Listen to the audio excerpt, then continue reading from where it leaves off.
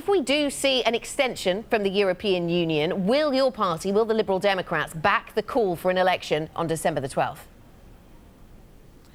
Well, the key question is what the length of the extension is. The Prime Minister is, whilst he says he wants an election on December the 12th, is busy lobbying the European Union to grant the shortest possible extension.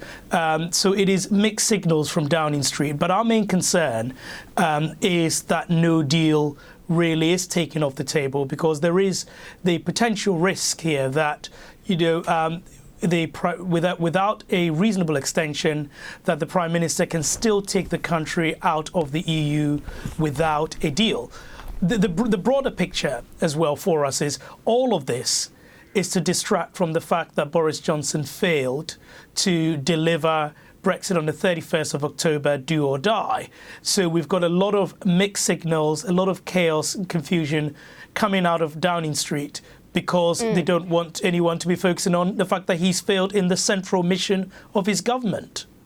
Yeah, we certainly heard him say on a lot of occasions that he would exit the EU on the 31st of October. If the extension from the EU, that hasn't happened. Sam, is if the extension is until the 31st of January, does that constitute taking no deal off the table? If that extension is granted, will you then back December the 12th? If the extension is granted, it will have to be implemented.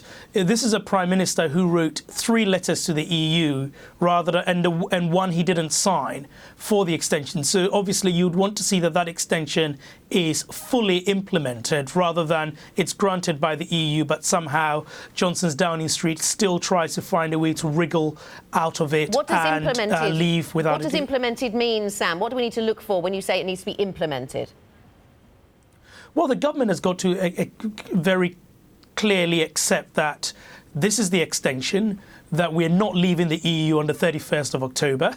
It is now the 31st of January is the new deadline, and that it is not doing anything to take the country out of the EU on the 31st of October. In the meantime, you'd have to get that assurance pretty clear. But there is another concern that we have, which is, and I heard the Boris Johnson clip you played just before my interview, this bizarre idea that somehow Parliament has got to not only agree to an election on December the 12th, but also agree to pass his deal before that.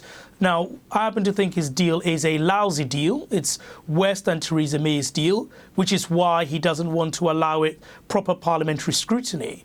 But if accepting an election also means we're accepting a ridiculous timetable in which he holds a gun to Parliament's head to get his deal through, that would be unacceptable.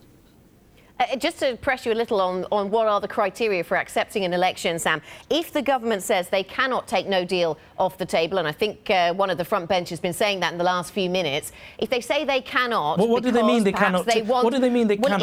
If they can't, because we've previously heard them say that they cannot because it needs to be there as the fallback position. It's just what happens if there is no deal. So if they say they cannot, if they will not make that statement, will you never back an election? The key point here is trust. There is no trust between Parliament and the Johnson government.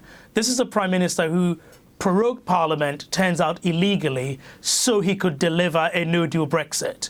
And this will be such a cataclysmic thing for the UK, and I'm sure a lot in financial services are listening to this, that it is not a risk we are prepared to take.